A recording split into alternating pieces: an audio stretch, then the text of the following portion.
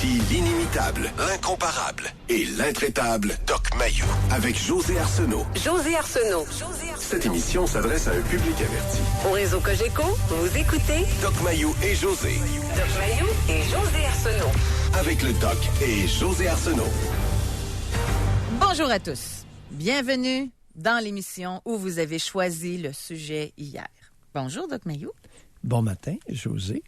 À la fin de l'émission, on a testé un sujet. Parce que, et notre sujet d'aujourd'hui, là, ça revient, là, sa plus simple expression, on va parler d'auto-sabotage. On va parler du fait qu'il y a des gens qui s'empêchent d'être heureux, par peur d'être heureux, si on le résume. Est-ce que vous vous reconnaissez là-dedans? Et notre sujet est parti d'un appel téléphonique d'Angélique, qui nous disait qu'elle avait, elle s'était montrée faussement désintéressée par un homme qu'elle aimait. Qui lui plaisait. Qui lui plaisait. Mais c'est parce qu'elle aurait écrit, puis oui. elle a dit « homme que j'aime ». Et vous lui avez demandé d'où vient cette attitude niaiseuse.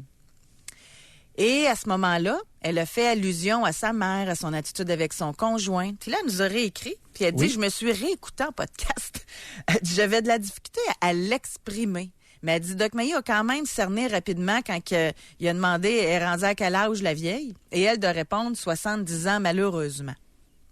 Là, elle continue d'écrire. Mais là, à un moment donné, elle dit, José, après mon passage en ondes, tu as posé une question. Il va arriver quoi si tu es heureuse, stimulée intellectuellement et sexuellement? Elle dit, j'ai réfléchi là-dessus. Je pense qu'une partie de moi a peur d'être rejetée, jugée négativement, critiquée par ma mère, mais aussi ma sœur aînée, car chez nous, une femme épanouie est jugée négativement. Jalousie, probablement. Elle critique celles qui ont toujours rêvé d'être, mais qu'elles ne seront jamais, car trop pognées. Et autre supposition, c'est que j'ai peur de souffrir, d'être déçue, encore d'y croire pour finalement me dire que c'était trop beau pour être vrai. Un peu comme quand mon père arrêtait de boire et que ma mère faisait des efforts pour être moins bitch. Ça finissait toujours par revenir, l'enfer chez nous. Pourtant, j'y croyais vraiment toujours beaucoup. Je veux me protéger de la déception. Et là, elle vous demande, et c'est un peu pour ça qu'on fait l'émission aujourd'hui, Doc Mayou, je fais comment pour surpasser cette peur d'avoir mal, de souffrir, de se faire rejeter? Bon. La peur d'avoir mal. On va simplement mentionner un point. C'est que l'histoire que vous vous servez contient un énorme mensonge.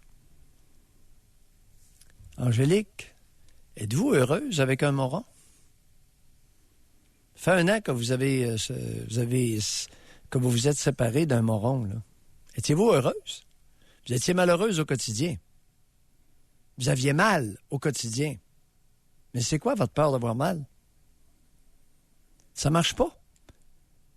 Ce que vous nous dites est incongru. J'ai peur d'être rejeté, j'ai peur d'avoir mal, alors que vous souffrez, vous êtes malheureuse au quotidien. Mais c'est quoi cette histoire-là? Vous rencontrez un homme qui est intelligent, qui est attrayant, et vous vous dépêchez, vous vous empressez de vous montrer faussement désintéressé. Par crainte d'avoir mal. Vous avez mal. Par crainte d'avoir encore plus mal, certains diront sûrement. Non, impossible. Impossible. Ce matin, quand je présentais le sujet avec l'équipe du matin, c'était intéressant, on en a parlé longuement. Oui. Puis on donnait l'exemple, tu sais, pour bien comprendre, là, tu sais, comme quelqu'un dit, je veux dire, comme mon père nous disait jeune, c'est peur d'avoir peur, là. Puis il y en a qui se reconnaissent totalement encore, là. Il y en a des gens qui nous écrivent, femme 44, elle dit, je me reconnais tellement dans le discours d'Angélique. Tu sais, ça touche beaucoup de gens, beaucoup. Mais, admettons que tu proposes aux gens, de 1 à 10. 10, c'est le bonheur total. 0, c'est malheureux. Tu as le choix. Dans ta vie, tu vas tout le temps être à 5. Ça, c'est l'exemple de l'animateur du matin qui disait Sylvain. Mettons, tu vas tout le temps être à 5. Ça va être ça ta vie. Ou, tu vas vivre des 10, mais ça se peut que tu vives des 2. Tu vas revivre des 9, ça se peut que... Bien, il y a plein de gens qui vont choisir le long fleuve tranquille. Par peur de tomber. Oui, mais c'est pas... Non, ils sont à terre. C'est qu'il y a quelque chose de faux dans tout ce discours-là. On pourrait peut-être commencer par la prévalence de cette niaiserie-là dans notre culture. Est-ce que tu Écoute, on me demande régulièrement depuis des décennies qu'est-ce que ça dit comme technique de Cruz de se montrer faussement désintéressé.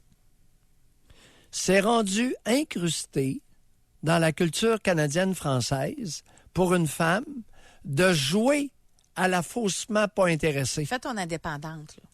Oui, fais ton indépendante. Ben, lorsque le gars a de l'allure, madame, là, ta technique de Cruz, là, elle fonctionnera pas. Sais-tu pourquoi? Le type qui est intelligent, puis qui est attrayant, puis qui a de l'allure, non. Ton faux désintéressement, là, il n'aura pas envie d'aller jouer là-dedans. Donc, tu viens en tout début de relation de te saborder, donner un coup d'âche dans le plancher, dans le fond de ta chaloupe, et tu vas couler avec. Mais oui, mais j'avais peur d'être heureuse. Mais écoute, de toute façon, ta chaloupe était pleine de trous, tu as donné un coup d'âge supplémentaire. Elle prenait l'eau, bien là, elle va prendre l'eau pour vrai. C'est incrusté dans notre culture. C'est-tu assez Fait que innocent? ceux qui ont peur d'avoir peur, là, en fait, c'est qu'ils sont déjà malheureux. Ben oui, ils sont déjà... Fait qu'ils n'ont rien à malheureux. perdre.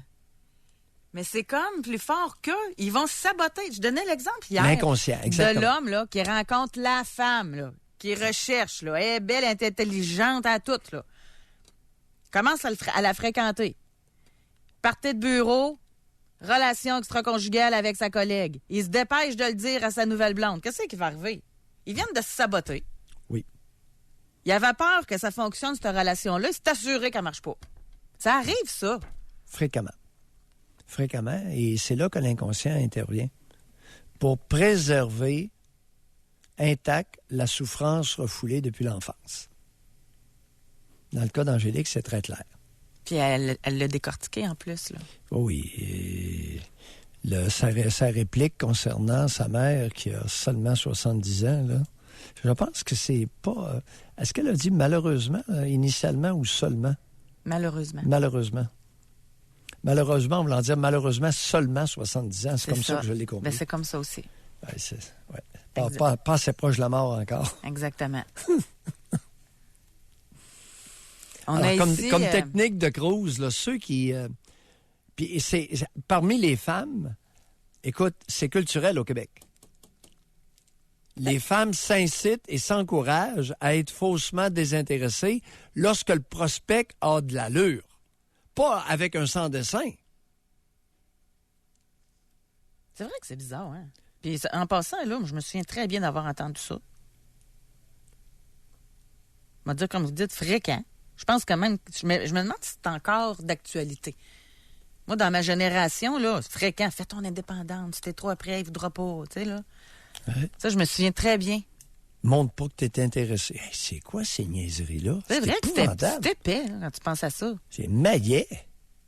Contre-productif. Puis un homme qui a de l'allure ne niaisera pas longtemps, là. Ouais. On va aller à la pause. J'aimerais entendre déjà, parce que si on fait le sujet, c'est qu'à la fin de l'émission hier, moi, ça me fascine, cette peur-là d'être heureux. C'est quasiment comme si c'était un acte de courage d'être heureux, là. Ah, mais c'est ça, là. Eh oui. Et j'ai posé la question à vous, les auditeurs. Est-ce que vous vous reconnaissez là-dedans, dans cette peur-là d'être heureux? Et je dis, si on a plus que 10 personnes qui nous disent oui, si vous voulez qu'on fasse le sujet, là, ben ça va me prendre 10 oui, puis on va faire notre sujet d'aujourd'hui. Vous aurez compris qu'on en a eu 10, mais on n'a pas eu 10. En 1 minute, je vous ai compté, on en a eu 35 en 1 minute.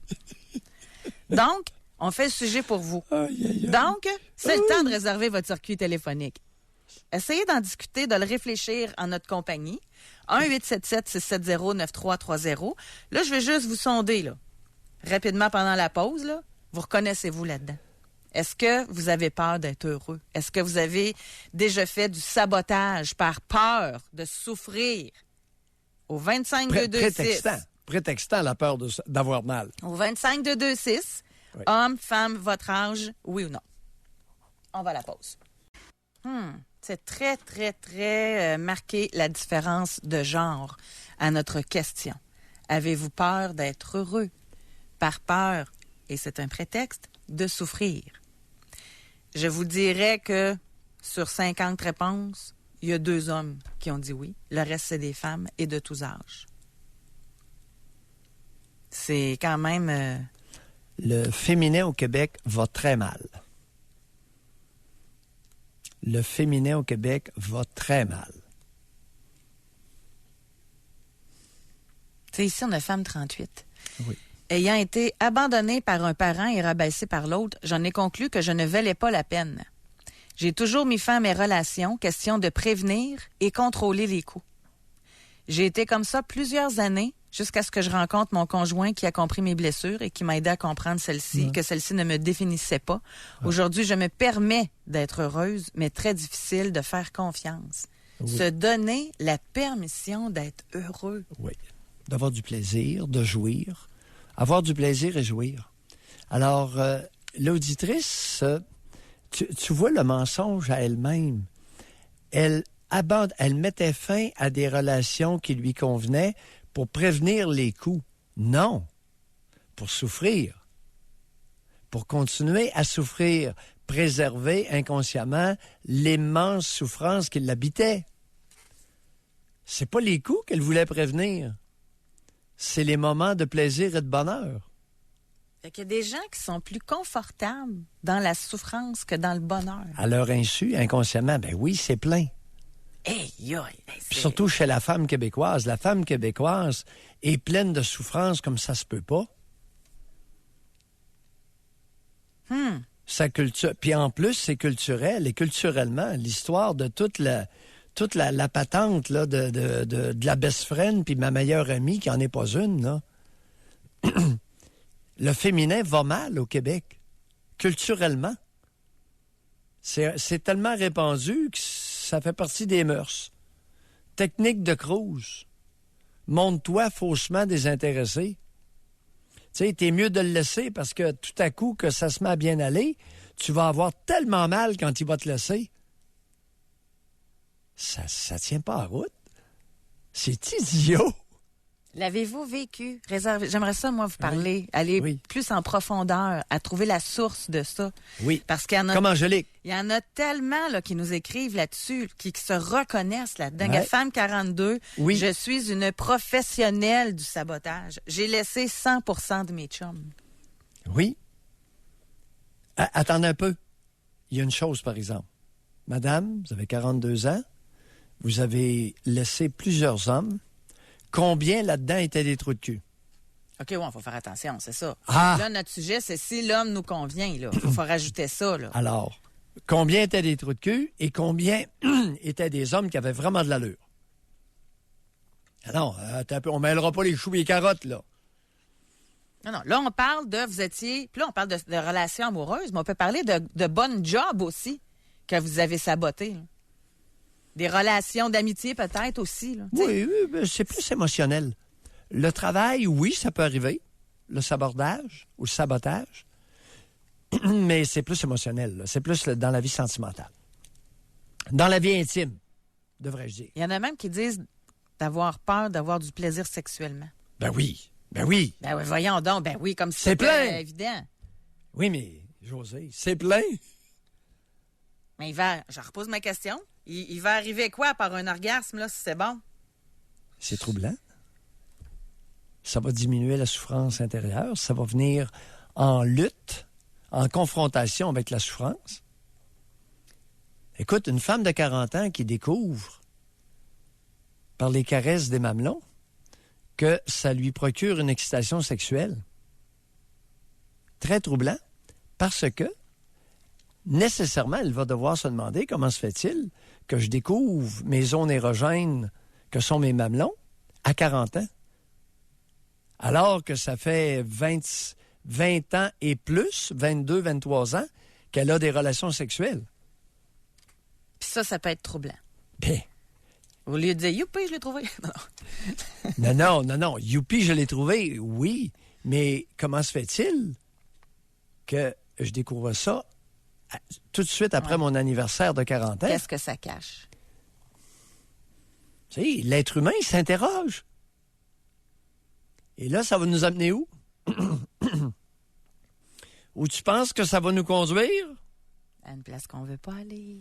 à une place qu'on veut pas aller, qui est farcie, truffée de souffrance, On a qui quelqu'un- faisait en sorte qu'il n'y a pas eu érotisation des mamelons pendant 22 ans. 23? Oui. Quelqu'un nous dit, rester dans une relation souffrante, c'est un choix. Saboter une relation par peur de souffrir, c'est s'évader d'une douleur qui ne serait pas un choix.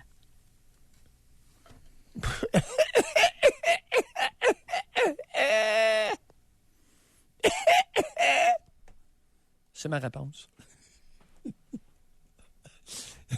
Écoute, les rationalisations autour de ça, là, ça tient pas la route. C'est incroyable. Les salades que les êtres humains peuvent se servir. Aïe, aïe. Ça vient, il y a une femme de 65, là, Oui. concernant se montrer faussement désintéressée. Là. Ouais. Ça veut dire que ça date, là, la 65 ans. Là. Ben oui. Elle dit, mon père nous disait, laisse-toi désirer. Un gars vraiment intéressé persistera dans ses tentatives de conquête. On fait pas les premiers pas parce qu'on va passer pour une fille facile. Je ne me suis jamais auto-sabotée. Mieux vaut risquer que de regretter. Bon. Alors, quel était l'agenda de son père? Ouais. Pourquoi papa chéri d'amour énonçait pareil sophiste? Hein? Laisse-toi désirer, puis s'il t'aime vraiment, il va te courir après, puis... Pourquoi il faisait ça? Êtes-vous en train de dire qu'il voulait la garder pour elle? Pour lui? Ça, là, c'est exactement le même genre de conseil que la best friend. Pour les mêmes raisons. La best friend, qui n'en est pas une, là, c'est le genre de niaiserie qu'elle va sortir. Puis elle a toute une panoplie dans la best nature friend canadienne jalouse, française. Bon, voilà. Femme 44. Je l'ai fait tellement longtemps. Les hommes trop fins ne me plaisaient pas du tout. Fréquent, ça. Je m'ennuyais avec eux. Oui. Comme si inconsciemment, j'avais besoin qu'on me blesse. Comme si j'aimais avoir mal, complètement fou. Oui. Par contre, depuis 9 ans, l'homme avec qui je suis est juste parfait pour moi. Il me respecte, m'offre une vie mouvementée, comme j'ai besoin, surprise, sortie activité, bonne sexualité. Je pense alors que j'avais simplement besoin d'un homme qui, tout comme moi, savoure la vie à 200% et qui n'est pas plate. Mais il y a des hommes fins, pas plates aussi, là. Mais ça existe aussi, le syndrome du bon gars, là, que des femmes aiment pas. Bon, ben ça dépend. Oh, ben là, oui, à nouveau, là, le bon gars tapis est très difficile et très anticlimax. Non, on va aller tranquillement, là. Parce qu'on peut déraper solide. Tu sais, l'être humain peut devenir extrêmement habile à se mentir à lui-même. Ben, tu vois, on a un homme 44 ici. Oui. Oui, j'ai très peur. Hein, Caroline, je suis convaincue que lorsque je serai heureux, je vais mourir. Là, c'est pire que pire, là. Ouais, ben, je sais pas, là. Ça fait pas tellement sérieux comme commentaire, là. Faudrait qu'il nous appelle et qu'on voit si... d'abord, est-ce qu'il est vraiment un homme? Est-ce qu'il a 44 ans? Puis est-ce que c'est sérieux? C'est une niaiserie, là. Tu sais, on a des mauvais plaisantins à l'occasion à notre tribune. Vous croyez pas ça? Bah, lorsque je vais être heureux, je vais mourir, là. Marque bien. Tout Mais est possible. faudrait qu'il l'explique davantage. Oui. Appelez-nous, là, puis on va voir, à l'écouter, si c'est un plaisantin ou si c'est quelqu'un qui est sérieux. Femme 27. Oui. Peur de quitter une relation sans étincelle, avec plus d'attrait sexuel, confiance brisée par mon partenaire à plusieurs reprises, disputes fréquentes, surtout et rien, toxique, peur de la solitude, peur d'être à nouveau brisée ou d'être heureuse un moment avec un nouveau conjoint. Hey, c'est jeune, là, à 27 ans, là. Oui, fréquent. Aucune confiance en moi ou estime personnelle, c'est peut-être la cause. Mais ça vient d'où, ça? Oui, mais c'est ça, là. Il y a quelque chose avant ça, là. 0 à 10, votre confiance en vous-même avant de rencontrer cet individu-là était à combien? Alors, régulièrement, je vois des personnes. « Ouais, il a détruit ma confiance en moi-même! Vous aviez quoi comme confiance en vous-même avant de le rencontrer? Ah, 1 sur 10. Ah, regardons ça. Oh! Aïe, aïe, j'y avais pas pensé, j'avais pas réalisé. Je l'accuse d'avoir détruit ma confiance en moi-même. Tu comprends? Phénomène de déplacement. Oh! Mais c'est pas lui. J'en avais pas avant. J'en ai pas plus. J'en avais pas avant. Alors, madame, c'est pas lui qui a détruit votre confiance en vous-même. Il a entretenu ce que quelqu'un d'autre avait commencé, le mauvais travail. Oh. Femme 23. Oui. J'ai tellement mal en dedans de m'être fait rabaisser, humilier, rejeter par les adultes à l'école primaire que j'ai décidé de m'isoler complètement. Je n'ai aucun social, j'ai peur des autres, très peur qu'ils me fassent encore plus mal que la souffrance que j'ai en dedans, qu'ils réussissent à atteindre le maximum de ma capacité de souffrance et que d'une certaine façon, ça me tue en dedans. Donc, je souffre dans mon coin d'être seule sans pour autant essayer de faire confiance aux autres et aller vers eux. J'ai réussi à scraper ma propre vie en entretenant ma propre souffrance. Oui, maintenant, j'ai été tellement rabaissé par les adultes à l'école primaire. Madame, appelez-nous. Appelez-nous parce que vous allez voir que les adultes à l'école primaire, possiblement, continuaient le sale travail entrepris à la maison. Je soupçonne. Hypothèse, José. Appelez-nous. Mais mettons qu'on continue là-dessus, là. Oui. Le petit enfant à l'école primaire, s'il est maltraité par des adultes à l'école. Oui. Quand il revient à la maison, s'il est accueilli avec affection, avec chaleur humaine, il me semble que ça va mieux se passer. Définitivement. Et d'ailleurs, cette même personne-là va aller à l'école pour régler le cas de l'adulte qui fait faillir ça à son enfant. Ça pourrait arriver. Si elle s'appelle José. Non, mais c'est ça, là. Oui, oui.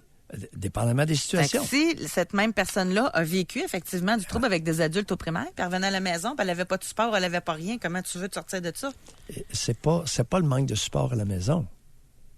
C'est que je serais curieux, madame, même si vous appelez pas, écrivez-nous. 23 ans, ça s'est passé comment avec les géniteurs depuis votre naissance?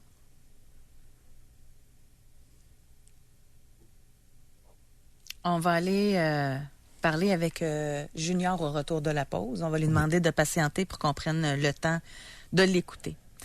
Merci de téléphoner, merci d'écrire, parce que j'en reviens pas à quel point notre sujet touche du monde. Tellement plus que je pensais, là. Épidémique. Là, c'est pas endémique, c'est épidémique. Est-ce que vous et culturel. Est-ce que vous faites du sabotage par peur d'être heureux? On va encore une fois expliquer, tu sais, le mot sabotage, là. Si la relation est pas bonne, c'est pas du sabotage quand vous quittez.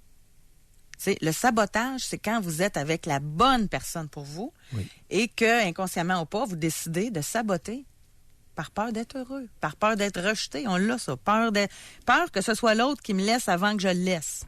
Ça, on l'a eu, ça. Parce qu'on a ici un homme qui nous a écrit.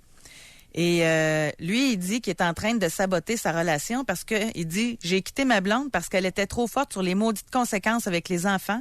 Je voyais la bonne matriarche arriver tranquillement. Non, merci, je sabote cette relation toxique. » Ça, c'est pas du sabotage. C'est pas du sabotage. C'est de prendre une décision rationnelle d'adulte.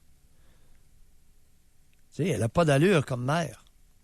Puis il y a beaucoup de femmes au Québec qui n'ont pas d'allure comme mère. Les bonnes mères au Québec sont minoritaires. La majorité n'ont pas de bon sens. On va aller au téléphone? Oui. On s'en va à Mauricie. Bonjour, Junior. Allô? Junior. On vous écoute. Bonjour.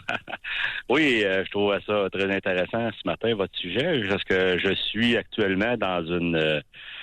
comme on pourrait dire, dans un sabotage, mais c'est moi qui le subis. Ma conjointe, ben, en tout cas, moi, je la considère toujours comme ma conjointe. Le mois passé, elle a reçu un diagnostic de cancer de la peau. Oui. Et à partir de là, ben, elle a décidé de tout éliminer, ce qui l'entoure, incluant moi. pour pouvoir se concentrer à la guérison et tout ça. Donc, j'ai passé dans le tordeur, comme on peut dire. Oui. Ça fait un mois que j'essaie de renverser la vapeur, mais c'est vraiment pas évident. Elle est vraiment dans une bulle, dans un cocon hermétique. Oui. Et c'est ça. Fait que j'ai hâte j'ai hâte qu'elle soit guérie. Junior, vous avez quel âge? Moi, j'ai 46. 46 ans. Et Ouais, cette femme-là, quel elle a âge? 43. Elle a 43 ans.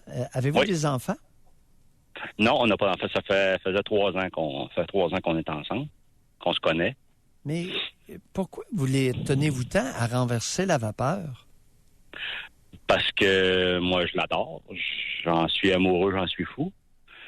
Et il y a 2 mois, donc un mois avant son diagnostic, elle m'a écrit une lettre d'amour comme jamais une femme m'a écrit. Oui. Et j'ai cru, j'ai bu ses paroles. Oui. Et j'y ai renvoyé en lui disant, Ouais. Tu m'as écrit ça il y a 2 mois, est-ce que tu le pensais? Elle a dit oui, je le pensais. Donc, pourquoi là? Elle dit, je sais pas. Elle dit, c'est comme ça. Je vais vous traduire mot pour mot ce qu'elle m'a écrit. Je suis une sans-cervelle. Non, C'était sa réponse. Là, vous l'obligez par votre attitude têteuse, un peu irrespectueuse sur les bars, vous l'obligez à s'auto-dénigrer parce qu'elle ne sait pas pourquoi elle réagit comme ça. Mm-hmm.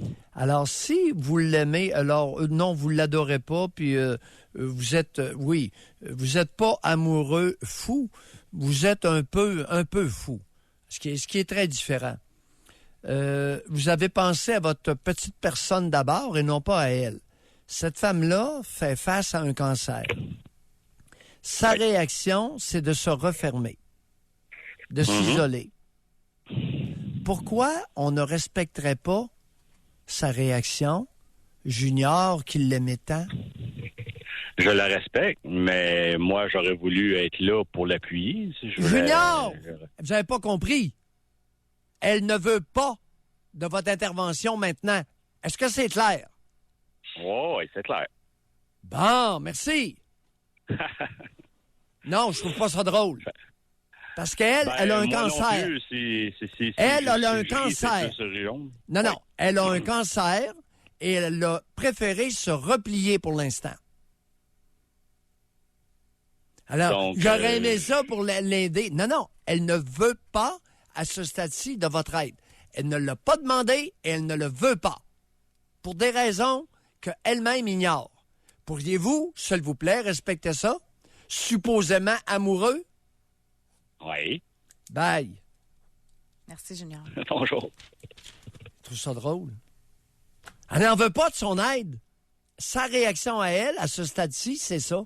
Mais c'est On quand? C'est la verra. semaine passée qu'on en parlait de ça. Qu'il y a des gens là, qui ont décidé de quitter la personne avec qui ils étaient quand il y avait eu un diagnostic de cancer. On en parlait la semaine passée. Puis là, c'est rien. Là, il lui ramène, après le diagnostic de cancer, une lettre qu'elle a écrite. Puis là, il la confronte, puis elle gosse. Hey! J'ai pas envie de rire, moi. Mais oui, mais j'aurais aimé ça te supporter. J'en veux pas de ton support. Sur quel ton il va falloir qu'elle lui dise? Comprends pas vite, notre Junior. 46 ans. On verra dans les prochains mois comment elle va évoluer. Mais moi, en passant, j'appelle pas ça du sabotage non plus de la part de cette femme-là. Ben, pas du tout. Elle, sa réaction, c'est ça. Les êtres humains sont divers et pluriels. Bon. Sa réaction, elle, c'est de se refermer. On verra. Puis, au lieu de l'écœurer, puis, non, mais j'aurais voulu être là, ben, ton support, ben, hey, casse. Elle va te le demander. Comprends pas vite, notre Junior. Des épais comme ça, il y en a pas mal. Puis là, on a une idée des raisons pour lesquelles elle veut pas trop proche.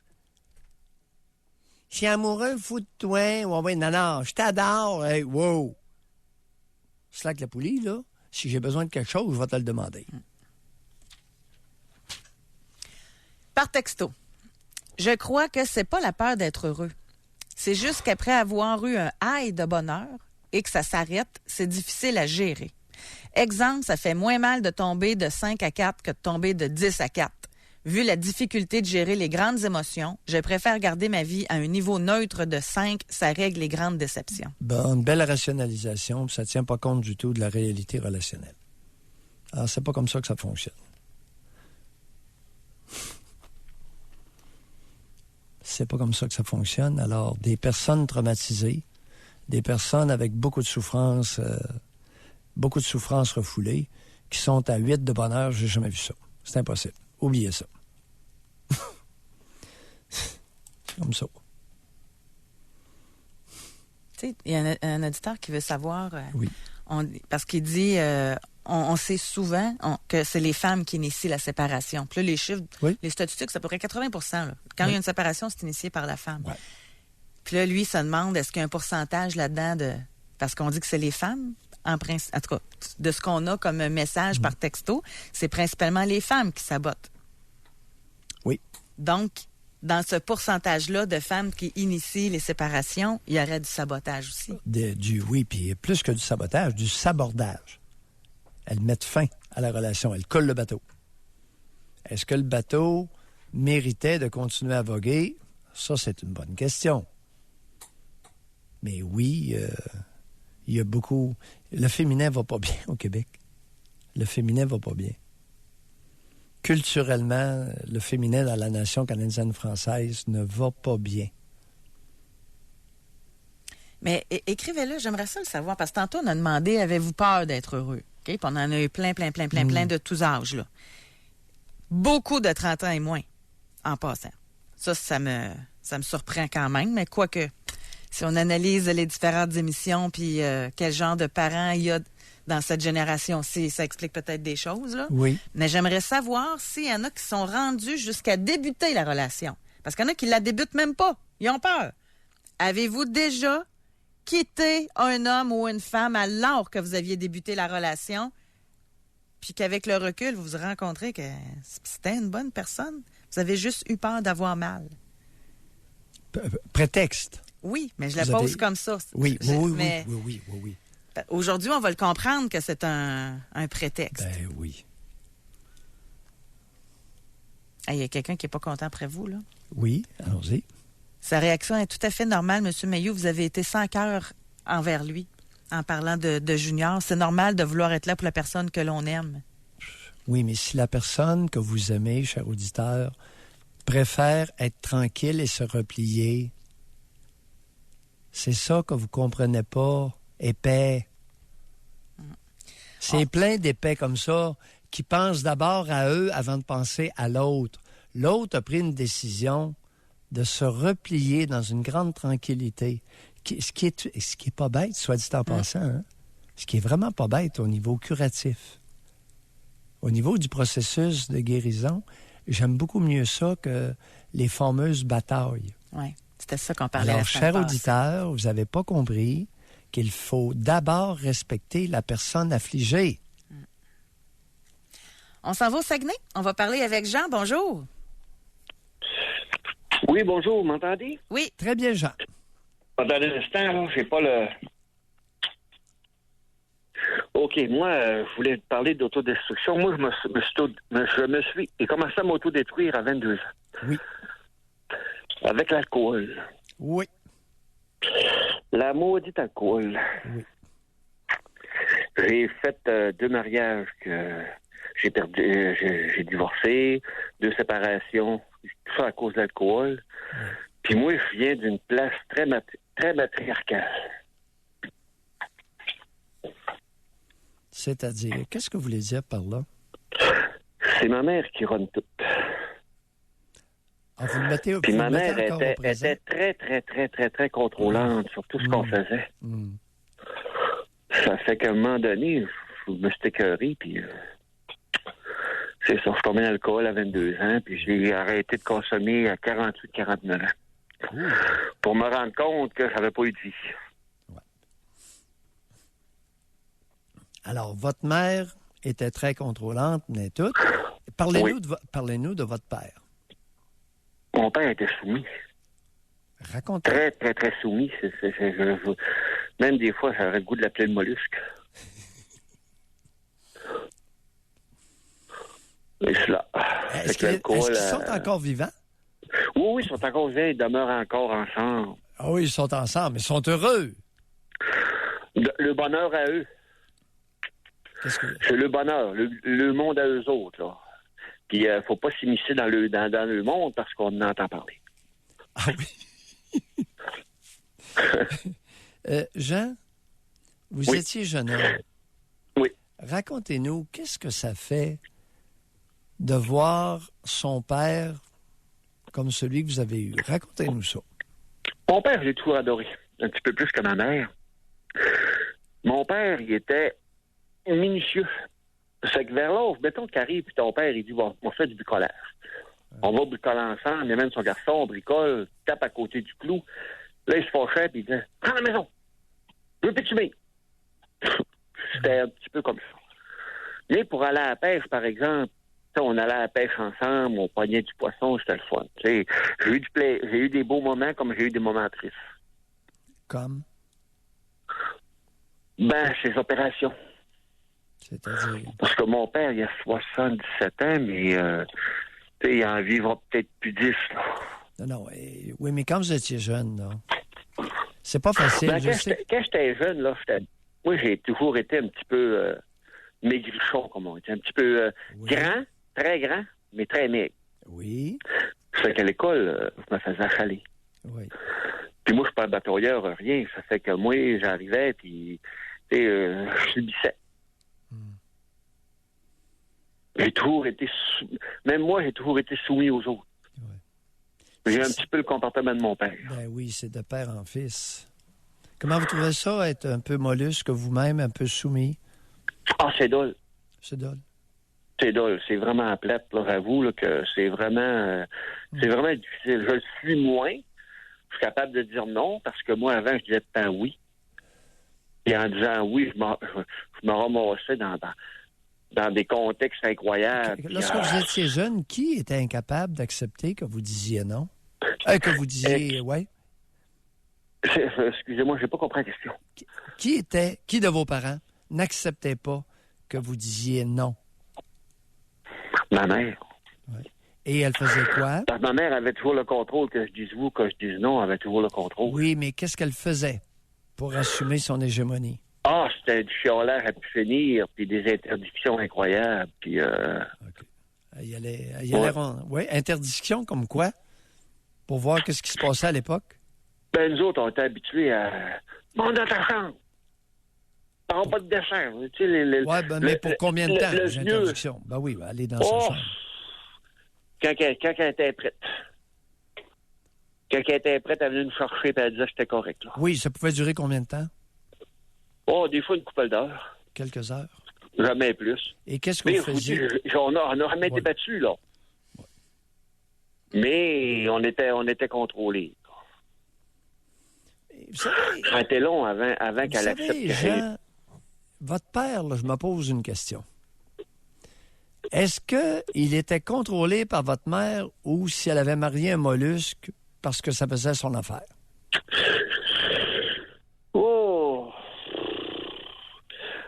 La question est embêtante, je ne sais pas. Tu sais, vous, là, vous êtes soumis. Jusqu'où ça fait partie de votre... Oui?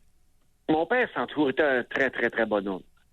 Il a toujours pris des bonnes décisions au niveau de son travail, tout le kit. Il a toujours travaillé, il a un bon fonds de pension. Il a toujours pris des bonnes décisions. Dire, c'est-tu ma mère qui l'a choisi parce que c'était un mollusque ou c'est mon père qui était mollusque? J'ai comme l'impression que c'est mon père qui s'est rendu mollusque avec ma mère. Ah oui?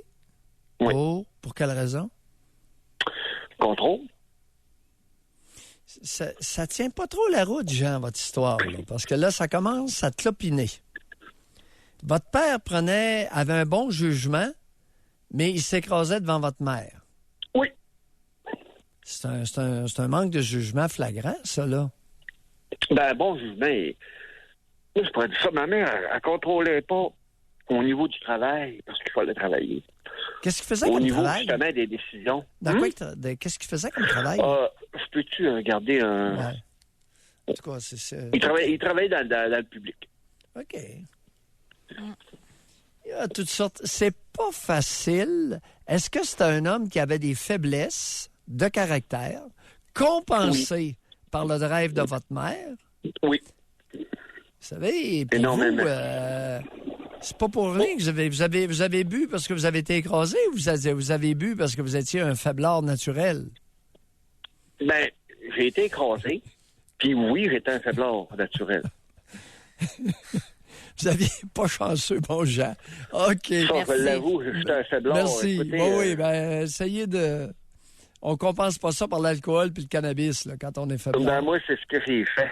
Oui, oui. Ouais. On va Les se deux? quitter là-dessus. Jean. OK, Jean. Merci beaucoup. Bye. Merci. Juste avant d'aller à la pause, là, parce que c'est en lien, on a homme 35 ans. Oui. Il dit, j'en comprends maintenant plus sur moi grâce à vous. Tellement de souffrances refoulées que je peux rarement être heureux. Conséquence égale consommation d'alcool plus fréquemment pour me procurer du bonheur artificiel. Ouais. Cannabis, amphétamine, ecstasy. Ben oui. Cocaïne. Ben oui. Avez-vous peur artificiel. d'être heureux? Et pourquoi? On va à la pause. Jusqu'à 11h, vous écoutez Doc Mayou et José Arsenault. Avec le Doc et José Arsenault. On a femme 23 ans qui répond à notre question. Est-ce que vous avez peur d'être heureux? C'est incroyable de poser cette question-là. Juste de la poser, là, moi, c'est un non-sens. Oui. Femme 23 ans. Oui. J'étais avec quelqu'un pendant 2 ans quand j'ai commencé à avoir peur et tranquillement m'éloigner. Au lieu de moi-même terminer la relation, j'ai fait en sorte que lui me laisse en agissant comme une folle. J'ai eu peur de le laisser, alors il l'a fait pour moi, sans même s'en rendre compte. Elle l'a manipulé. Ah oui, c'est pas rare, ça, José. C'est un scénario fréquent. Elle a manipulé à son insu le conjoint pour qu'il la laisse. En faisant des niaiseries. Et c'est pas rare. Pas parce qu'elle est niaiseuse. Parce que, inconsciemment, elle ne peut pas tolérer d'être bien, d'avoir du plaisir, de jouir et de s'épanouir. Il y a des femmes qui s'accordent jamais de plaisir. Jamais, jamais, jamais, jamais. Ça en fait partie de cette catégorie-là, là. Définitivement.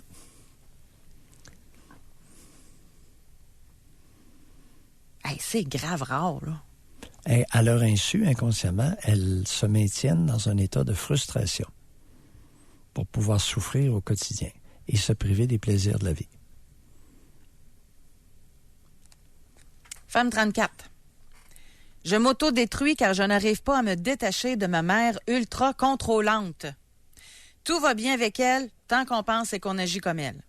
Je suis une personne qui s'affirme et elle n'aime pas. Elle m'a dit que je devrais aller voir un psychiatre ou prendre des médicaments parce qu'elle ne me trouve pas normale. Ouais, ça va jusque-là. Et oui, effectivement. Il y a cette pensée qu'une femme qui s'affirme, le féminin va beaucoup moins bien qu'on le croit. Mais là, sérieusement. Oui, José, c'est pas par mépris que je dis ça. C'est un fait. Énormément de femmes déséquilibrées en déséquilibre au Québec. Donc, qui dit femme déséquilibrée, dit mère déséquilibrée. Ben, c'est ça, je m'en allais dire, je m'en vais là. Ben. Non, mais je m'en vais à une place qui peut peut-être faire mal. Toutes celles qui nous avaient écrit, qui ont écrit, qui ont dit qu'elles avaient peur d'avoir peur. Ceux qui ont 23 ans et plus, vous avez peut-être des enfants. Là. Vous réagissez comment quand vos enfants sont heureux? L'acceptez-vous? Souhaitez-vous que vos enfants soient heureux? Ou vous avez peur pour eux aussi? Ou vous sabotez. Ça fait quoi? Ça fait de quoi? Ça fait quoi de vous comme mère d'avoir cet état-là, de vivre comme ça, dans la peur d'être heureux? Comme mère, ça fait quoi de vous? Intéressant comme question, José. Fascinant. Tu sais, c'est un héritage qu'on laisse aux enfants. Tu sais, celles qui nous ont écrit qui ont peur d'être heureuses, là. Bon, on voit souvent que ça vient de l'enfance. Donc, un de vos parents vous a donné ça en héritage, ce sentiment-là. Oui. Allez-vous le perpétuer? C'était peurant, je trouve. C'est épeurant. Femme 44. Oui. Je vous écoute. Je reconnais que j'ai eu un mauvais parentage. Mère absente et père trop affectueux. Non. Ben, madame, qu'est-ce que vous nous sortez là? Et père trop affectueux. Ouais. Ça pleut, ça, au Québec. Surtout la jeune, elle a À 44 ans. ans. Oui, mais dans les 15 à 24 ans, à l'heure actuelle, là, papa d'amour est affectueux solide, là. Il y a eu une croissance exponentielle, marquée, de l'affection des pères pour leurs filles au Québec, dans la nation canadienne-française. Elle dit, je me suis cherché un conjoint qui joue le rôle de parent qui me donne de l'affection, mais malgré la conscience de tout ça, je ne sais pas comment passer à autre chose, des pistes de solutions à explorer. Parlez-nous de votre père trop affectueux. Que voulez-vous dire? Oui, vous voulez explorer une piste? Père trop affectueux. On déroule le rouleau de papier de toilette au complet. Père trop affectueux. Qu'est-ce qu'il y a eu comme comportement? Et quel impact ça a eu au fur et à mesure de votre croissance chronologique? Pas de votre développement, parce que le développement, c'est pas fait. Oh! Les papas trop affectueux empêcheraient leurs filles de se développer, de s'épanouir. Non, méchant maillot. Est-ce que c'est réversible? Quelqu'un pose la question. En fait, ça se guérit-tu, cette affaire-là? Là? C'est quelle affaire? De quoi parle-t-on? T'sais, comment savoir si on nous a tellement castrés à nous rendre faiblards ou si on l'est naturellement? Et dans les deux cas, est-ce réversible? Bon, la réponse est claire. Lorsque vous êtes faiblard par trait de caractère, vous êtes né comme ça. C'est inné. C'est dans vos gènes. Alors, il y a, dans la nation canadienne-française, beaucoup d'hommes faibles au niveau du tempérament. Quel est le pourcentage exact? Je ne le sais pas, mais c'est fréquent. Alors, on accuse les femmes d'être très contrôlantes, mais le type, c'est un paillasson naturel. Il est bien fin, puis il va travailler, mais c'est un faible de personnalité. Il était faible avant qu'elle n'entre dans sa vie, puis il l'est encore. Alors, elle est devenue très contrôlante, parce que tu sais, on entend du genre tantôt, là. Puis c'est transmissible génétiquement, ça. Bon, ça ne se change pas. Par contre, un type, un enfant, un garçon, fille, un enfant, qui a été écrasé, peu importe le parent, montre des signes de soumission, d'asservissement, mais qui sont contre sa nature profonde. Et généralement, cette personne-là souffre.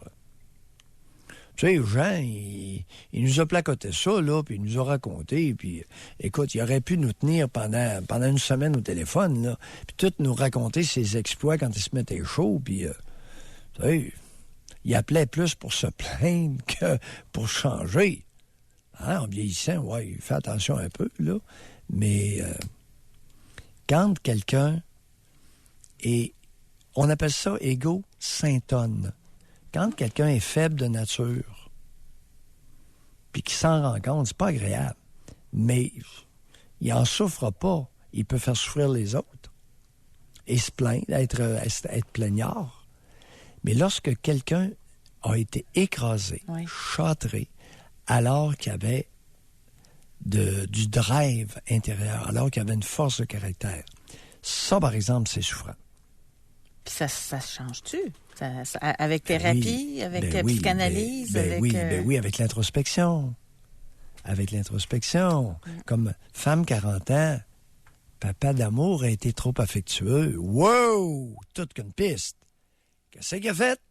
Tous les comportements qu'il a eus. Tous les propos qu'il a tenus. Et quel impact que ça a eu au fur et à mesure que je vieillissais. On va à la pause. Réservez votre circuit téléphonique 1-877-670-9330. Avez-vous peur d'être heureux? Oui. Nous sommes de retour dans l'émission. Un petit peu, on va régler le son. Bon. Alors donc, aujourd'hui, c'est quand même très fascinant de comprendre. J'ai ça, on vient juste de dire pendant la pause que les retours de son nous énervent. Puis là, il y en a. Bon, parfait. Bon, c'est parfait. réglé. Oui. C'était mon erreur. J'étais déconcentrée, puis on était en train de dire pendant la pause qu'on s'en venait plus difficile à déconcentrer avec l'expérience. Ça va bien notre affaire. Bon, il y a quelqu'un qui nous a écrit, parce qu'on parle aujourd'hui qu'il y a des gens qui ont le bonheur difficile. Ils s'accordent pas de plaisir, ils s'accordent pas le droit, ils se donnent pas la permission d'être heureux. On a une auditrice, femme de 34 ans. Elle sait même pas quel genre d'activité, de loisir elle aimerait faire. Elle sait pas ce qu'elle aime. Elle sait même pas quel genre de film puis de série regarder sur Netflix. Elle sait pas ce qu'elle aime. C'est triste, ça. C'est tout le temps. C'est tout le temps comme ça. C'est tout le temps. Non, le féminin va pas bien au Québec. C'est plein de femmes qui ne savent pas ce qu'elles aiment. C'est plein. Est-ce qu'on aide les fillettes à se découvrir? Est-ce qu'on aide les fillettes et les jeunes filles au Québec à se connaître, à mieux se connaître? Tu sais, la femme de 34 ans qui a dit « Mon père était trop affectueux », c'est quoi la conséquence d'un père qui est trop affectueux? Il mobilise la fillette et la jeune fille et l'éloigne de son développement. En l'éloignant de son développement, elle n'apprend pas à se connaître, à faire des activités avec des filles de son âge, à développer des loisirs. Tu sais, papa, il l'aime. Elle a répondu. Oui. Je suis la femme avec un père trop affectueux. Oui. Il a pris des cours de massage et j'ai servi de cobaye. Il a 80 maintenant et raconte souvent fièrement qu'il n'a jamais abusé de sa fille. Ça me fait grincer des dents. Résultat, je ne me suis jamais rendue au stade adulte. Sexualité qui commence à peine à avoir de l'allure. Mais je suis consciente de tout ça, mais ne sachant pas trop l'étape suivante. Bon. Ce n'est pas la seule, cher ami, ce n'est pas la seule chose qu'il a fait. Ça, le massage, vous vous en souvenez. OK? Bon, maintenant, on creuse. Il a fait ça, vous aviez quel âge? Comment procédait-il? À quel endroit ça se passait? Est-ce que votre mère était présente? Ou si c'était un père séparé, puis... Parce que il y a... Quel bel exemple. José, c'est un exemple criant. Écoute, le bonhomme veut incestuer sa fille. Il y a une pulsion sexuelle qui l'attire vers sa fille. Et s'il vous plaît, messieurs, ne venez pas dire que j'exagère. C'est très fréquent. C'est pas tous les pères, mais c'est un gros pourcentage de pères qui ont une pulsion sexuelle envers leur fille. Puis venez pas me crier des bêtises, là. Je sais ce que je dis. Cette femme-là de 44 ans a un père qui est attiré sexuellement vers elle. Il a été rusé, le sale, au point de s'inscrire à des supposés cours de massage pour utiliser sa fille comme cobaye et la taponner. En toute quiétude. Ben, ça faisait rien de mal, il faisait des massages. Il se pratiquait. On voit le résultat, là. Bon, ça, c'est un comportement que le salaud a déployé. C'est un. Soyez assurés, chers auditeurs, il y en a plusieurs autres. Un, les propos, les attitudes, le type de lien, les commentaires. On en a, c'est ça, une psychanalyse. C'est tout ce que je viens de dire, là, c'est ça. Puis une fois qu'on va avoir fait le tour de ce sale jardin, bien, la personne va avoir nettoyé, s'être nettoyée, et pouvoir cultiver de beaux légumes. Au lieu d'avoir du chien dent, de la poulette grasse, du pied de coq, et toutes ces cochonneries-là. Femme 46. Oui. Je ne crois pas que ce soit possible et je ne suis pas certaine de l'avoir déjà été heureuse. En thérapie, ma psy m'a demandé ce qui me rendait heureuse. J'ai été incapable de lui répondre. Ben oui. Bon. Maintenant, regardez, je suggère la sobriété du mot. Si vous demandez à des personnes, la plupart vont répondre non. Le bonheur, être heureux, c'est trop. Des mots trop forts. Colin. Non. On va commencer à l'abaisser des plaisirs. Je sais, je le fais. Alors, avec mes clients. Petit plaisir. Qu'est-ce que vous êtes capable de vous accorder comme petit plaisir? Prends du temps. Des fois, on trouve de quoi. Petit plaisir. Tu as référé tout à l'heure le choix d'un film qui me fait plaisir. Regarder un film qui me fait plaisir. C'est pas tout le monde. Alors, on fait l'inventaire, mais pas des moments de bonheur. Non. On oublie ça, là. On oublie ça. Ça fait pas partie de la nature féminine canadienne-française. La mère qui allait au ciel était la mère qui se sacrifiait pour ses enfants. Ça fait juste 50 ans, là, les amis, là, que c'était comme ça. C'est une sainte. Oui. Hein? Elle avait, par la souffrance au quotidien qu'elle s'infligeait, elle gagnait des indulgences. Elle a gagné son ciel. C'était des pièces de Monopoly pour gagner le ciel. Maudit beau jeu de Monopoly, ça, cette folie-là. On va aller à Sherbrooke, Doc. On va parler avec Gilles. Bonjour. Allô? Gilles. Oui, là, c'est certain que je suis nerveux là, pour parler. Là, je suis pas habitué. Mais bon, lâchez-vous, puis on va vous aider. Soyez sans crainte. Merci. Moi, je vais faire ça vite. C'est une longue histoire, mais je vais faire ça vite, le plus vite possible. Oui. J'ai toujours eu un sentiment en moi de rejet et d'insécurité. En si bas âge que de mes 4 ans, 5 ans, 6 ans, puis j'ai vécu avec ça toute ma vie. Oui. Je l'ai géré. J'ai tout fait dans ma vie pour me faire aimer. Quand tu as un sentiment de rejet, tu fais tout pour te faire aimer. Ça arrive souvent. Oui. C'est incroyable. J'ai tout fait, j'ai tout donné, si vous saviez comment. Oui. Fait que c'est sûr que quand tu demandes au monde, es-tu heureux? Oui, je suis heureux. Oui, t'es heureux, qu'est-ce que t'as? Mais tu peux être plus heureux? Moi, c'est ce que je voulais être. Comment je me suis aperçu de ça? C'est ma femme est décédée en 2013. Oui. Et puis là, j'avais un bon équilibre avec ma femme. Tu sais, l'insécurité, puis le rejet, j'allais trouver un équilibre avec ma femme. Elle me supportait là-dedans, blablabla. Puis je passais au travers, puis c'était comme mon épaule. Oui. Et puis, quand elle est partie, là, je me retrouve seul au monde. Là. Oui. Ça fait que j'ai plus d'épaule, pas rien. Ça fait que le sentiment de rejet, j'étais tanné de vivre avec ça, pas capable de dire non. Oui. Et puis, vite de même, en 4 ans, je me suis aperçu que j'avais des blessures inconscientes. Ouais. Et puis, j'avais appris au décès à ma mère que j'étais pas un bergeron, mais que j'étais un godette, là, peu importe. C'est que là, moi, ça me dérange pas. Tu sais, gars, je te levé avec les bergerons, puis qu'est-ce que tu veux que ça me fasse? Mais accepter, c'est inconsciemment. C'est que là, finalement, il y a à peu près 2 mois, je suis allé rencontrer M. Godette je connaissais ma mère. Attendez un petit peu, là. Attendez un petit peu. Qui vous a dit que vous aviez pas le père que vous pensiez que vous aviez? OK, ça, c'est un homme aux funérailles à ma mère que je ne connaissais point. J'ai pas demandé son nom pour rien. Puis après ça, 1 an après, il y en a un autre monsieur que je connaissais, et puis que lui, il m'a dit, t'es pas un bergeron, t'es un petit godette, toi. Mais ça reste là. Attendez un peu, là. C'est quand même assez bizarre, cette affaire-là. C'était qui, l'homme, l'inconnu, qui vient vous aborder, puis toi, t'es pas un bergeron, t'es un godette? Qu'est-ce qu'il y a en Celle-là au funérailles, je ne sais vraiment pas c'était qui. Je me suis jamais informé. Moi, consciemment parlant, ça me dérangeait pas. On était en ligne avec mes frères et ma soeur, puis ils viennent de me dire ça. Oui, mais Gilles, c'est assez particulier, ça. Qu'est-ce qu'il en sait? Qu'est-ce qu'il en sait que, tout à coup, oui, il a peut-être copulé votre mère, mais ou son père a peut-être copulé votre mère, mais il y a peut-être quelqu'un d'autre qui a copulé.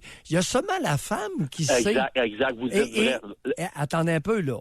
Et il m'est arrivé dans ma pratique que certaines femmes m'ont confié qu'elles ne savaient pas qui était le géniteur. Il y en avait eu 3 de suite en 2 jours. Alors, c'est les spermatozoïdes de qui ont fécondé l'ovule? Exact. Je m'en vais direct là, Doc Mayou. Mais là, vous êtes allé voir M. Godette. Oui, allez-y. Fait que là, je suis allé voir M. Godette, qui connaissait très bien ma mère, et puis il y avait une amitié inconditionnelle. Fait que là, Bernard Godette, j'y ai dit ça. J'y ai dit, regardez, là, je viens vous voir, apparemment que vous seriez mon père, blablabla. Moi, je viens juste vous dire merci de m'avoir donné la vie.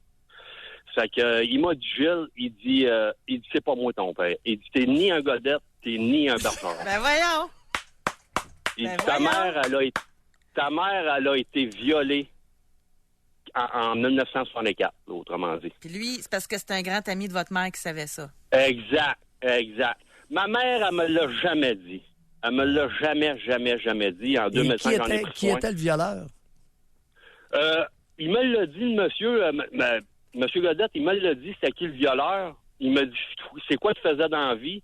Mais moi, quand il m'a annoncé ça, là, que ma mère avait été violée, là, le sentiment de rejet que j'avais en moi, ça a fait comme lac mégantique, ça m'explosait en pleine face. J'ai perdu la conversation un peu, là. Mais le sentiment de rejet qui m'empêchait de respirer de la bedaine, à 80 moi, je respirais pas de la bedaine, je respirais du torse, d'acide. Mais Mais Gilles, là, je dirais que je regardez, respire de la bedaine. Gilles,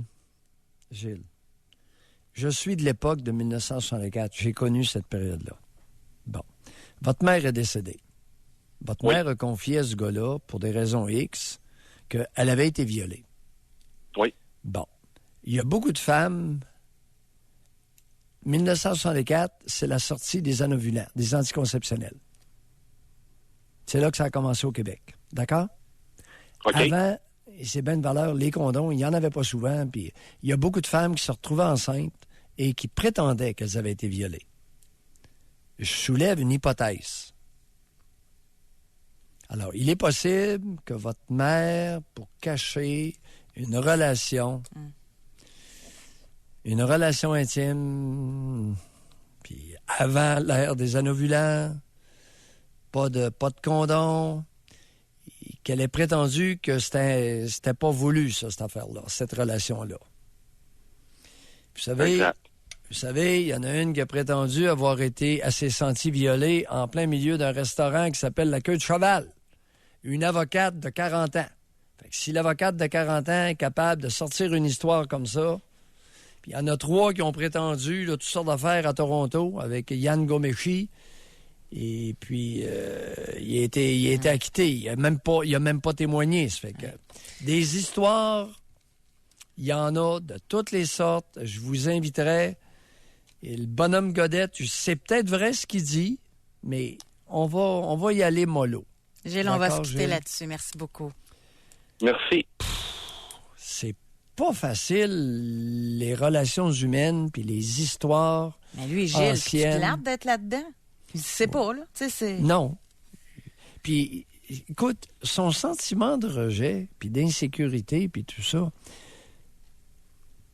c'est suite au comportement de sa mère avec lui.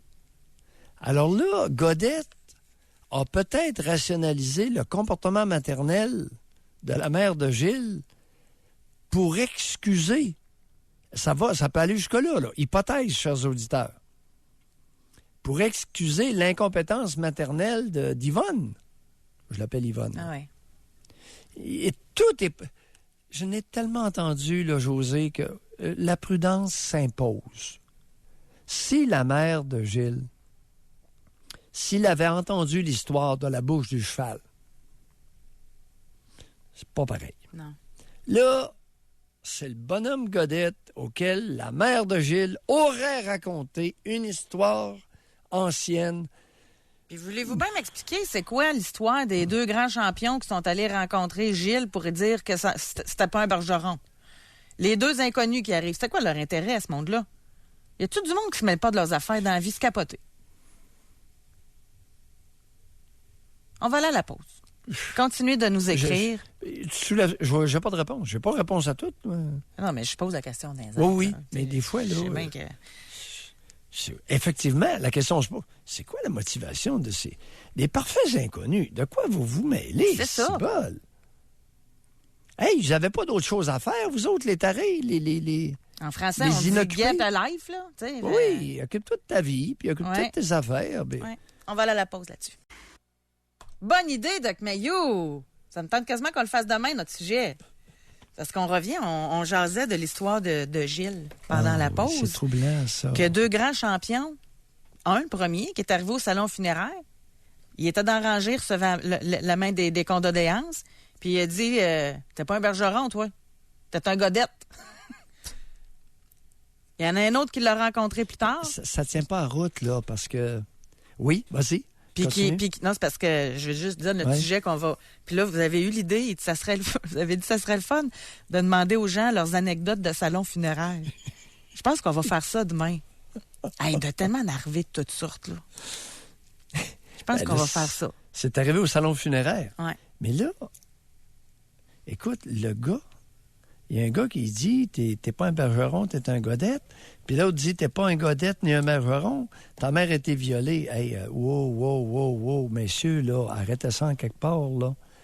Hey, c'est dangereux. Puis là, il y a quelqu'un, il y a un champion, qui a nommé un individu qui aurait possiblement violé la mère de Gilles en 1964. Hey, mon casse, avant de nommer quelqu'un, là, fais attention, parce que si t'as de l'argent, là, ça s'appelle diffamation, ça, là. T'as besoin d'avoir une preuve, puis si t'as pas de preuve, puis c'est un ragot, un palabre, là, comme ils disent aux îles de la Madeleine, et ton palabre pourrait te coûter cher. Hey, t'as pas le droit d'arriver et de dire, tu sais, en 1964, mon chum, là, un tel, il a violé. Étais-tu là? As-tu été témoin du viol? Oui, mais c'est ce qu'elle m'a dit. Eh boy, ça s'appelle du oui-dire, ça, là. Fais attention. S'il n'y a pas eu de procès, là. Non, ça peut être... Faites attention, les amis. Ça s'appelle de l'information nominale. Oui. Puis ça ne concerne pas, c'est pas le premier ministre, là. Oui. On n'est pas dans l'affaire Macron puis Brigitte avec Jair Bolsonaro puis sa conjointe, là. On revient à notre question. Oui. Est-ce que vous avez peur d'être heureux? Tantôt, je disais qu'il y avait même des femmes, beaucoup de femmes en général, ils savent même pas qu'est-ce qu'ils aiment comme loisir. Ils savent même pas, quoi faire qui les rend heureux, là, un petit plaisir.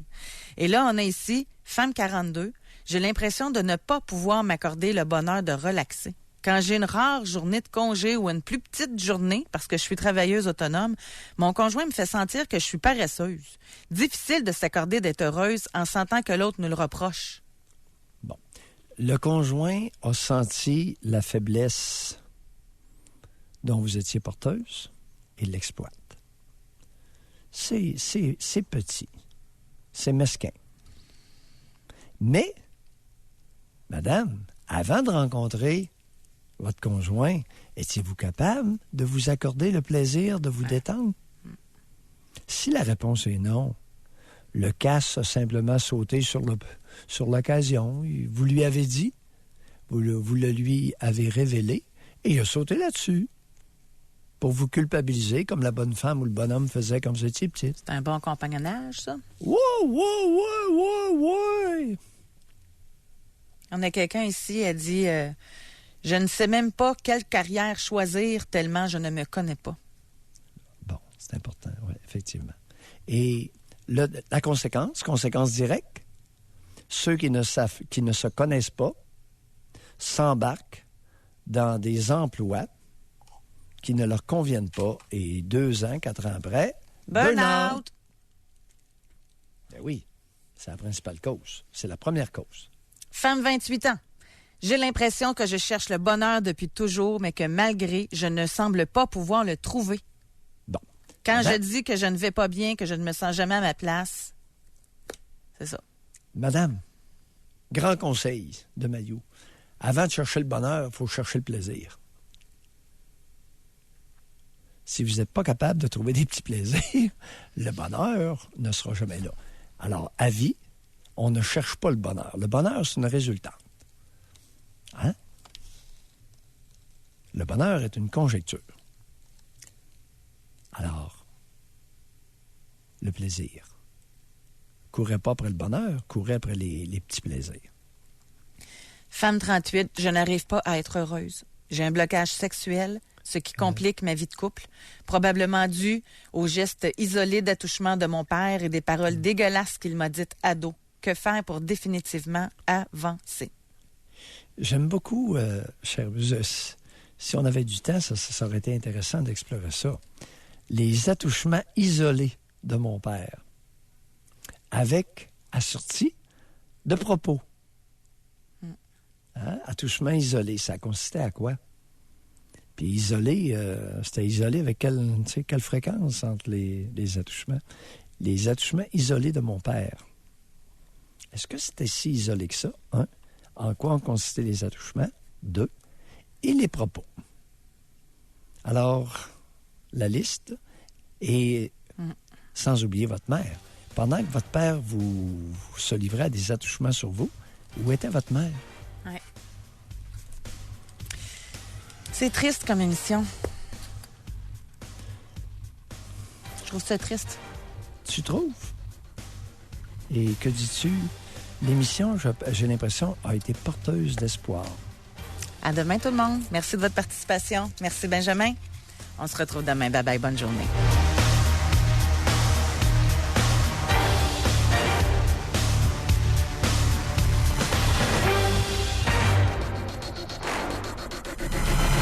Soyez là demain, 9h30. Pour une autre édition du Doc Mayou et José. Avec Doc Mayou et José Arsenault.